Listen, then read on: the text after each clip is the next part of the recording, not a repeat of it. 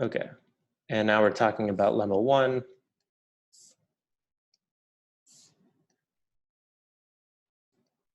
Which is, I'm just going to write it down. So if y1 and y2 are two solutions to this differential equation,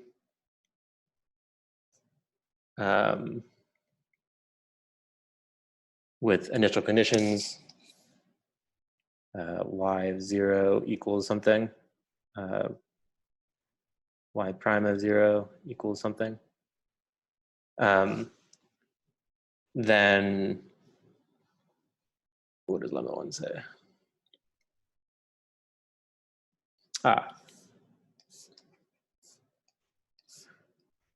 And if I'm going to rewrite their statement in the book.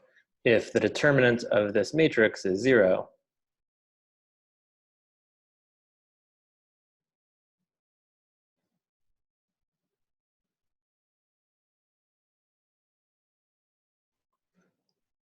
for any value, for some value of t,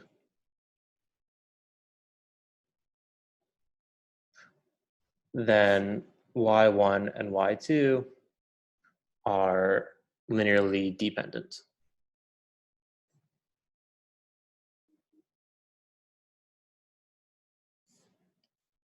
Linearly dependent. Okay, so that's just, I just rephrased their line in terms of a determinant. And this is called the Wronskian. This is called, this determinant is called Wronskian.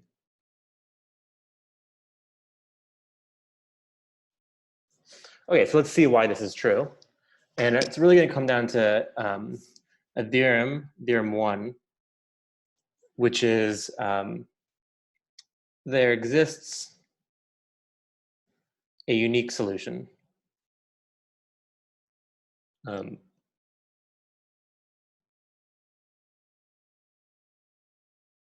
to, oh wait, hold on.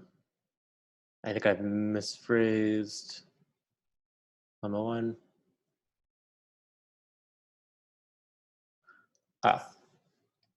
These don't have the same, this isn't here. Okay, there exists a unique solution to this differential equation when you put in an initial value with initial values.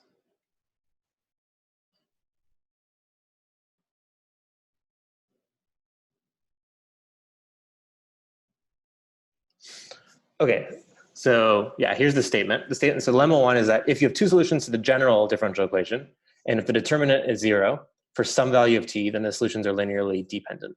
And we're going to use theorem 1. So to prove, to prove lemma 1, we'll use theorem 1, which says there's a unique solution to the differential equation when you put in initial values. And so there's two key points here. There exists a solution and it's unique once I give you initial values. And this, I mean, so existence we've seen, right? So to prove existence of solutions, you just need to find a solution. And so we know how to find solutions to this differential equation. We solve the characteristic equation, and depending on if there's one root, a double root, or two distinct roots, or they're complex, you get two solutions. So we know how to do this. Find roots of AR squared plus BR plus C equals 0. But to show it's actually unique, takes some machinery that we haven't discussed yet, and it kind of goes more in depth into the theory. So this is something we won't prove,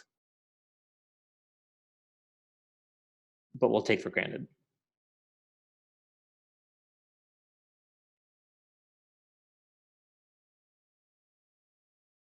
I will assume that once you give it initial values, then your solution becomes unique. Okay, so now let's see if we can prove lemma 1. Okay, and I'll just rewrite this back in the form they give it. Y1 of t, y2 prime of t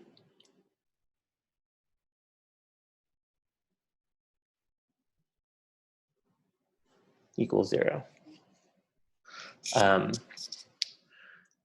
And basically what we're going to find is that, well, to show that they're linearly dependent, we basically want to show that y1 and y2 both satisfy the same differential equation with the same initial values, and thus it's going to contradict uniqueness unless they are the same equation, or the same solution. That's kind of the goal. So we're going to use this uniqueness. And so we can solve for y1 in terms of y2. So let's go to another page briefly. So we have y1 of t, y2 prime of t minus y1 of t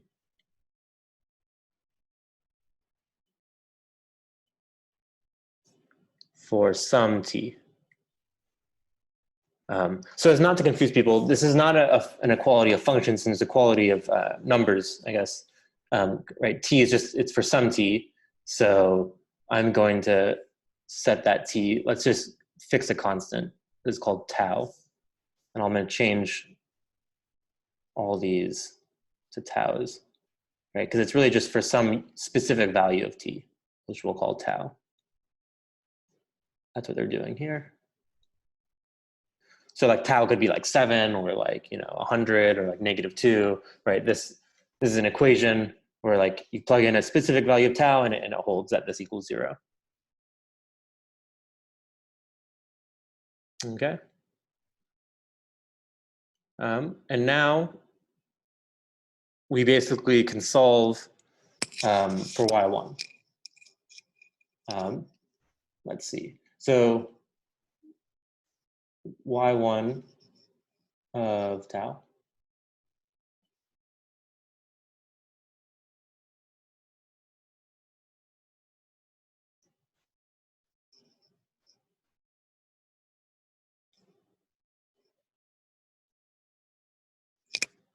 I think this is the one we want to look at.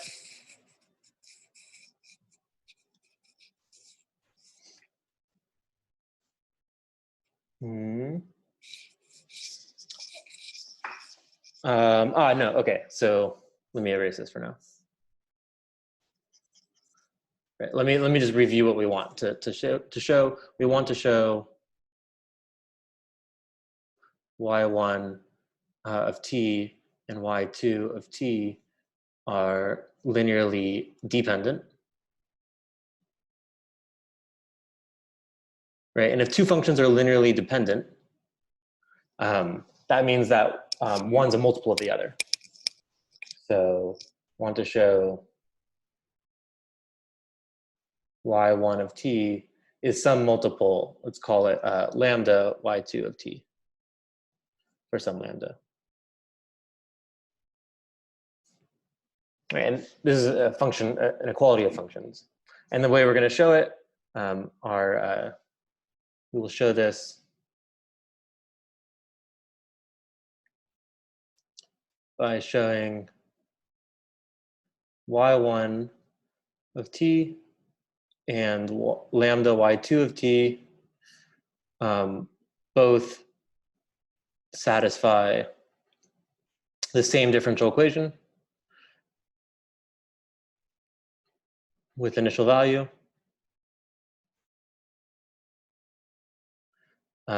Hence, they have to be the same. Right, hence uniqueness implies they're the same. So we're going to show this by showing y1 and lambda y2 for some lambda. We're going to choose lambda. Both satisfy the same differential equation. Okay, And so we need to choose lambda, and the lambda we're going to choose is, I believe, y1 over y2.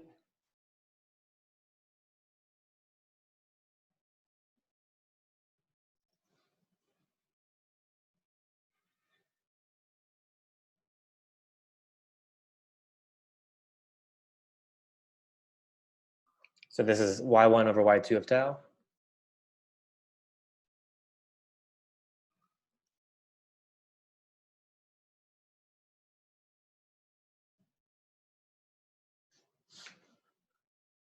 Okay. And then we just need to check y1 of t and lambda y2 of t satisfy a y prime plus b y prime c equals 0, and the initial values are the same.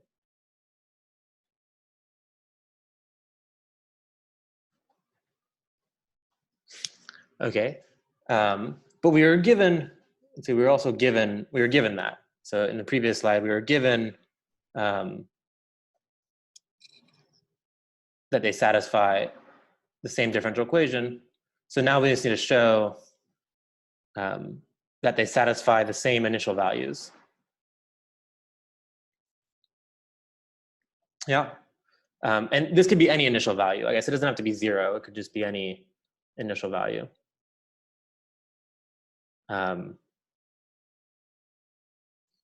So in fact, the 0 is not important. It just means to be any initial value.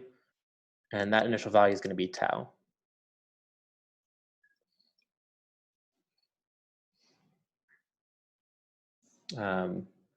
And so let's just check y1 of tau. Well, that's just a number. So let's just check y2. Lambda y2 of tau is, if I plug in tau, I get y1 of tau, right? Because they cancel out. And so these satisfy, this function and this function satisfy the same initial value at tau. And now we should check the derivative. So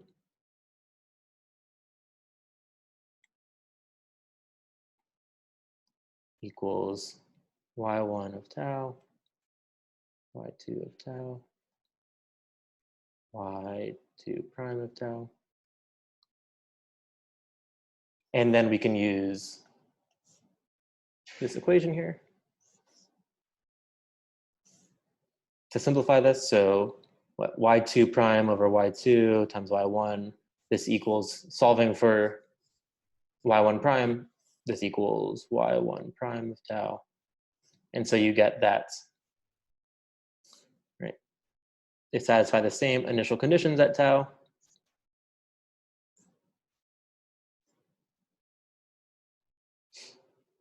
And so they satisfy the same differential equation with the same initial conditions.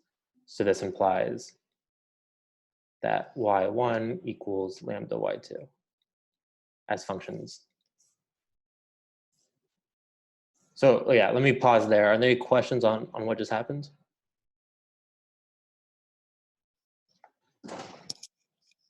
It's a little tricky. It's kind of a weird proof in that it uses uniqueness in a surprising way.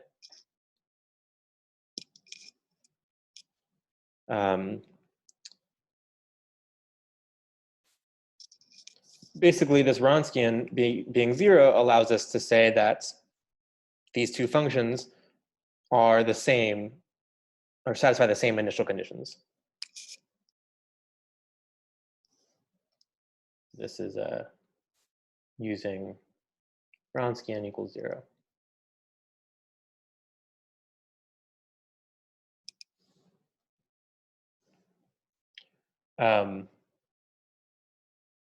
So that was kind of the proof that they're linearly dependent. We showed that they satisfy the same initial conditions for a differential equation.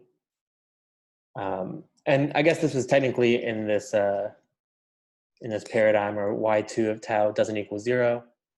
But if it does equal 0, you could just do the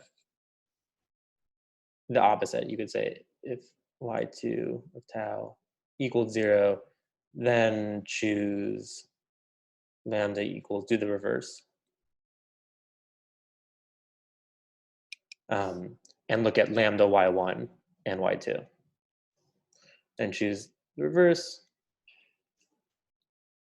And look at y2 of t and lambda y1 of t.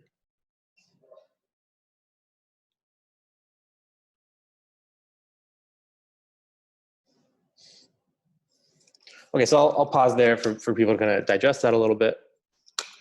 And then we can kind of go on to some things.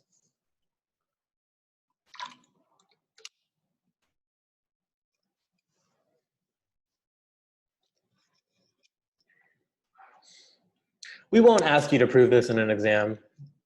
That would be, I believe, beyond the class.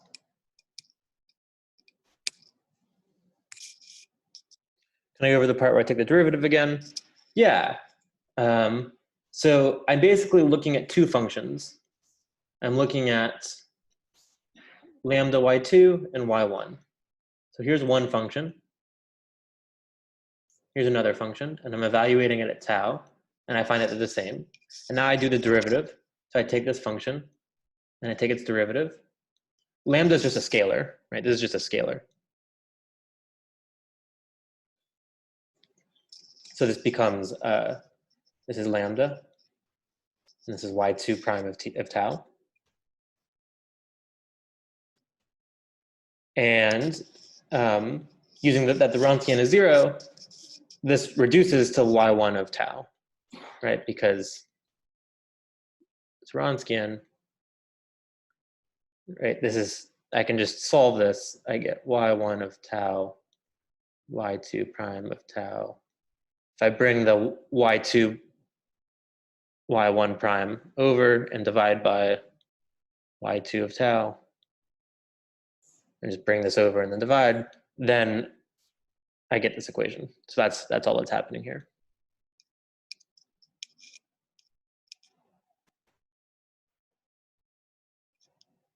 And so now once I get that, I just look and I see, okay, this function lambda y2 and this function y1, their derivatives at tau are the same, right? Because I have this long equality.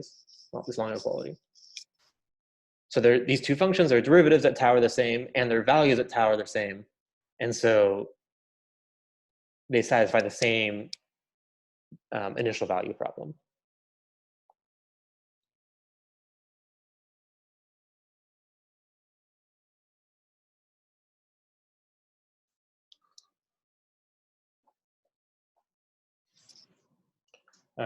Yeah, so I think maybe for the homework, you probably can just like almost copy the proof of lemma 1, maybe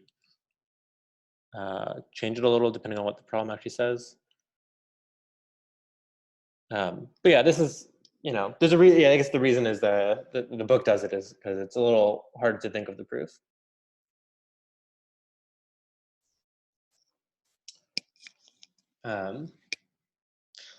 But the takeaway, I guess,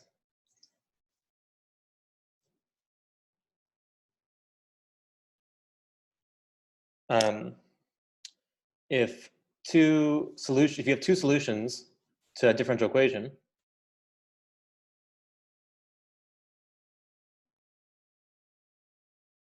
to a second order differential equation, then they are linearly independent if and only if their Wronskian is never 0. If and only if the determinant of this matrix is never 0, meaning you can never plug in a value of t and get 0. Doesn't equal 0 for any value of t.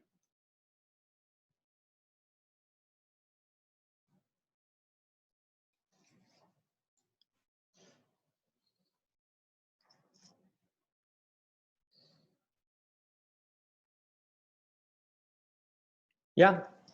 Well, I guess actually, I guess the lemma only proves one direction. We proved that if the determinant equals 0 for some value of t, then they're linearly dependent. So the lemma kind of actually proves this direction. So I guess technically we should prove this direction as well. Maybe that's what the homework question is actually saying. Right, we should prove that if the determinant doesn't equal 0 for any value of t, then they're linearly independent.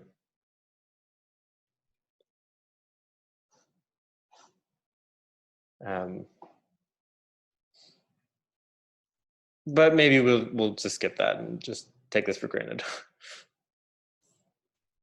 That this is how you check linear independence for solutions.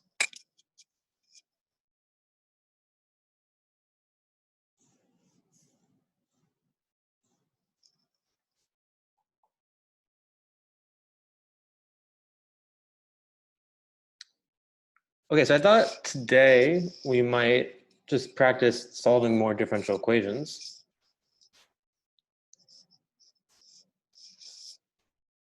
And then maybe we can go back to this one and actually flesh out the details for the backwards implication. But in the meantime, I thought it'd be nice to practice solving differential equations with initial values, and maybe also talk about the non-homogeneous case.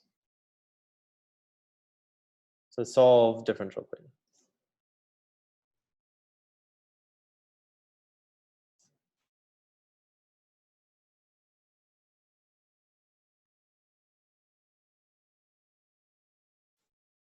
Right, because it's nice to know the theory a little, but it's also nice to be able to actually solve differential equations.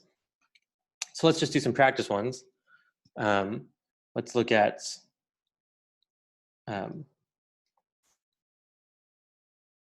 something like this.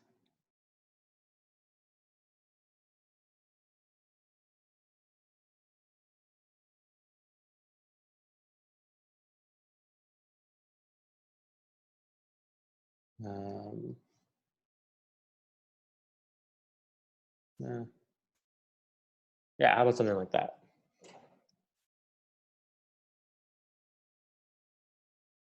Let's solve this initial value problem. So find a particular solution.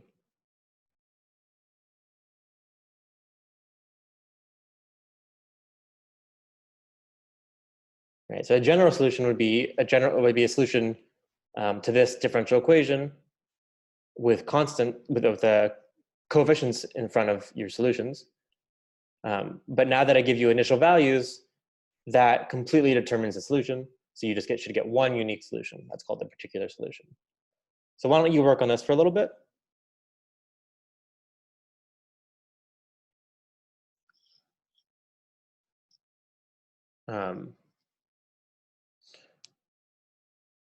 Because solving differential equations is, it's important to know, and it's also just, it'll probably be an easy question on an exam that you can get right, for example.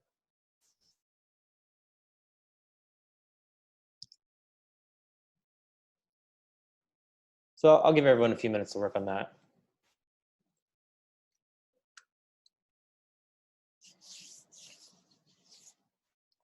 And then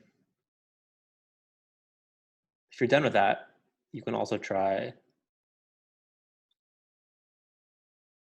doing the same thing,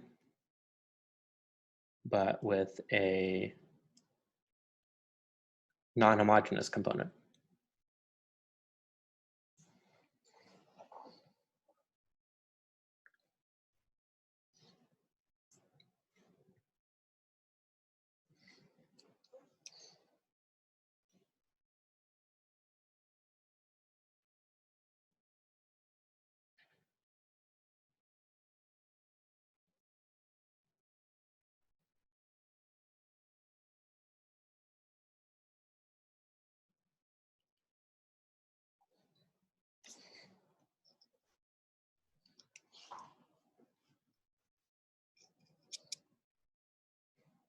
And I'm also gonna, in the meantime, just fill in now that maybe you're working on differential equations, I'll fill in this gap as well, and we can look at both of them. So, right.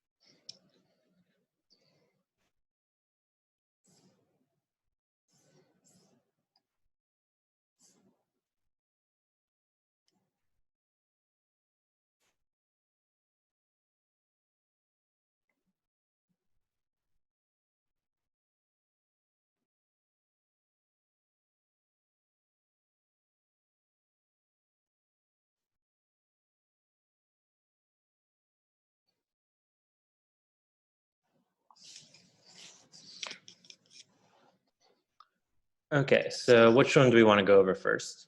Should we go over this particular solution? Or should we go over the details about this linear independence?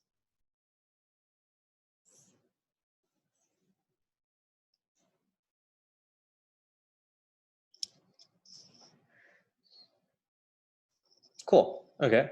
So we're gonna look at this. We wanna look at the characteristic equation, or the auxiliary polynomial, whatever you'd like to call it. We find that solutions are 4 and 4, the double root. Wait, no, is that right? Plus 16. Yes, now it's right. 4 and 4. So we get that a general solution is C1 e to the 4t. Wait, negative 4. Wait, 4. That was right. Yeah, it's easy to rush this. We have r minus 4 squared equals 0. That's maybe a better way to do it. And then so we get 4 and 4. Okay, so we get e to the 4t is one solution. And then we have a double root. So we can't just do another e to the 4t because these would be the same solution. And the fix is we just add this extra power of t. And now these two are linearly independent solutions. So this is called the general solution, right? But now we want to find a particular solution with a certain initial value.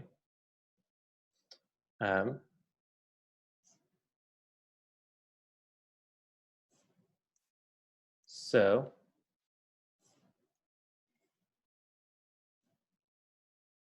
oh no, okay, let's just not do that. Okay, so for a particular solution, I'm just gonna go over here and we'll do B later. We just wanna plug in 0 and its derivative at 0. So at 0, you get C1. Well, actually that's pretty easy because t is 0, so you just get C1 is 2. This right term just becomes 0. Now you take its derivative, we get 4c1 e to the 4t. Here, let's do its derivative first, plus C2 times e to the 4t plus 4t e to the 4t. And now you can evaluate it at 0.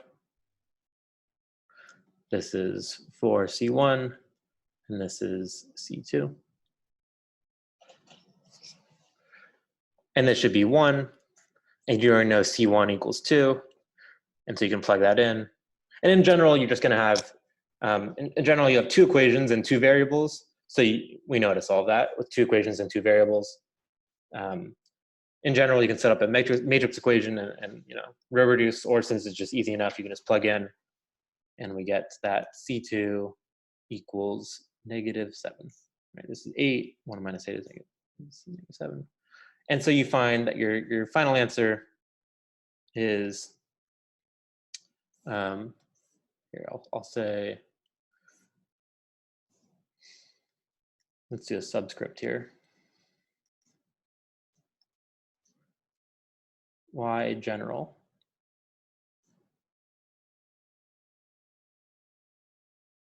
Y particular is, now we just plug in 2e to the 4t minus 7t e to the 4t.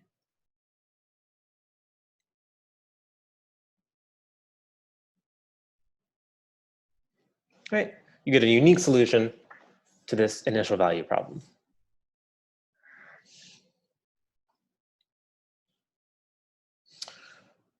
Okay. And now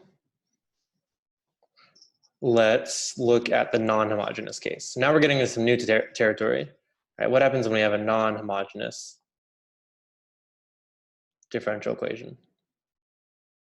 How do we find solutions? Okay, let's just copy this over to another page.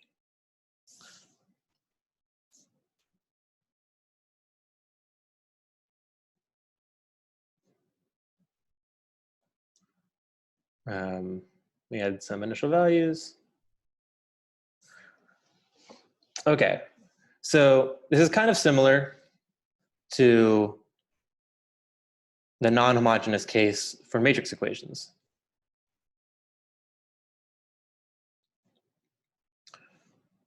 Right? For matrix equations, the homogeneous case, AX equals 0, had some solution set. Right? You had some, there's some solution set that kind of went through 0. This was the null space. Right? Those are all the solutions to AX equals 0. Right? And now when you solve the non-homogeneous case, what happens is the solution set ends up being shifted, right? Because you can take any solution to AX equals B and add any solution to AX equals 0, and it's still a solution of AX equals B. And so you end up shifting this by some amount. And so your solution set doesn't have to go through 0 anymore. It's just some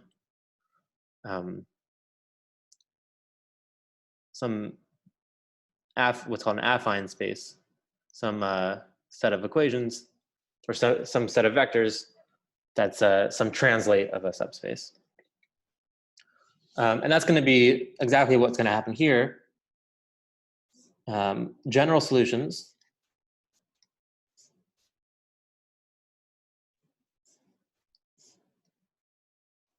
to star will be of the form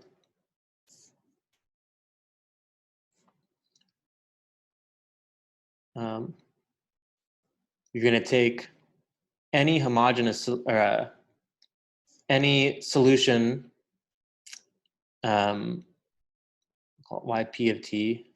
This will be a solution to just any solution to a non-homogeneous case, and you can add to it any solution to the homogeneous case.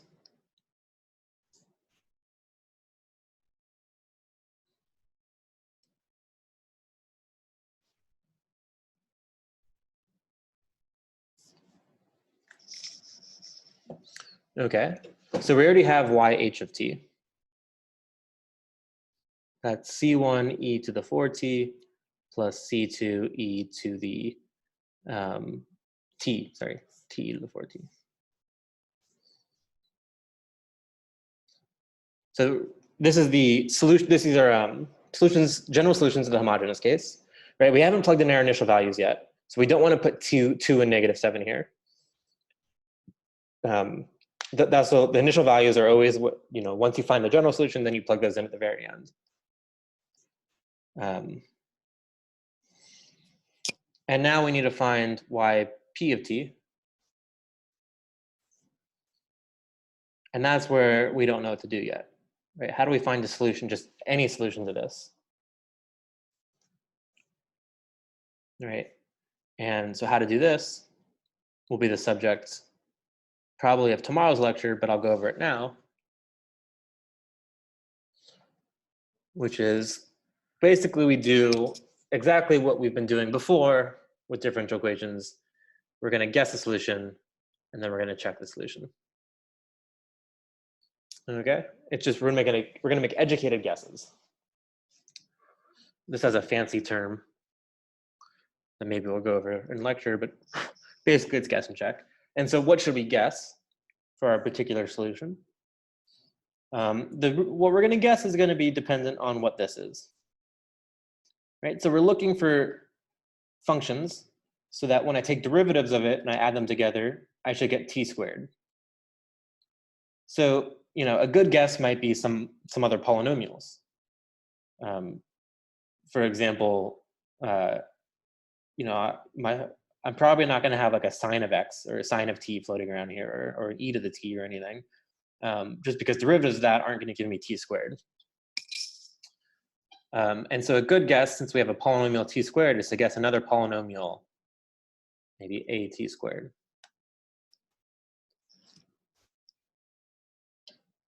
But in fact, we're going to be taking derivatives and we're going to be adding lower order terms. And so really, let's be a little more general.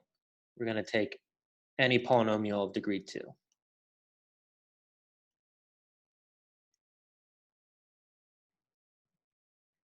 Right, and we're guessing this because we have a t squared over here.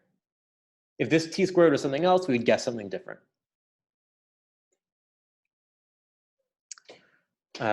But now that once we've guessed that, now we can plug it in and see what A, B, and C need to be. We're going to plug in, finds what A, B, and C need to be.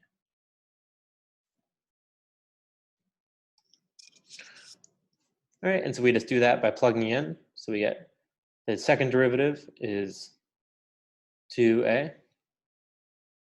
This is y double prime. Y prime is going to be 2at plus b plus 16y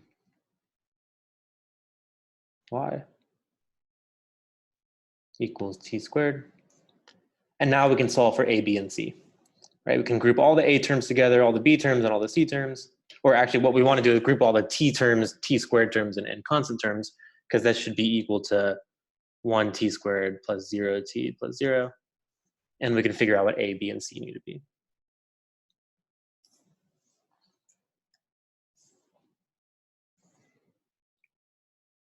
So let me just do this kind of quickly, because I guess we're running out of time a little. And so we find that, let's do all the t squared terms.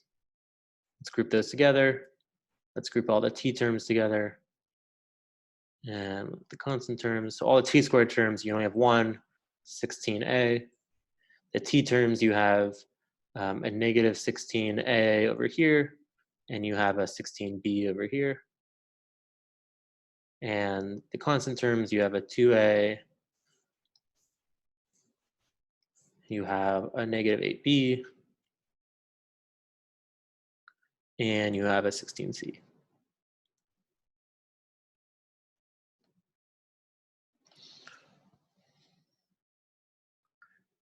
Okay, and now you find that A equals, so now we can match this up, right? 16A has to equal 1. Negative 16A plus 16B has to be 0. So this is also 1 over 16. And now you can plug in 2A minus 8B plus 16C has to be 0. And so you can just figure what that is. We get 2/16 minus 8/16 is negative 6/16. So this has to be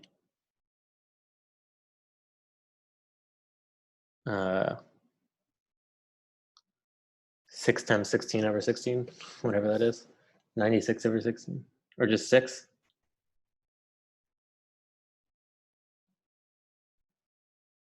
Wait, that's not right. Whatever it needs to be, you solve that differential equation. Oh yeah, negative 6 over 256, I guess. Positive 6. Whatever it needs to be. And now you're essentially done, right? So now you found YP, you found YH, you put them all together, that's your general. And so I'm gonna go to another slide. We get that Y general equals, what did we find? 1/16 equals 1/16 t squared plus 1/16 t plus 6 over 256 plus C1 e to the 4t plus C2 t e to the 4t. This is the general solution.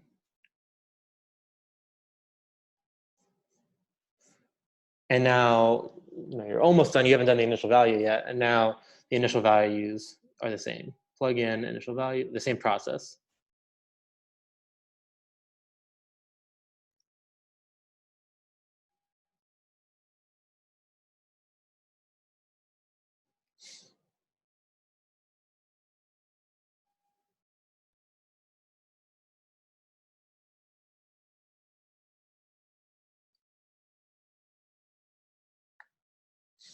And you get some things. C1 equals something, C2 equals something. And then that's your final answer. So we'll do more of this on Wednesday, how to find homogeneous or non-homogeneous solutions, kind of what to guess, right? This process of what to guess will change depending on what t squared is. And we'll talk about this more on Wednesday.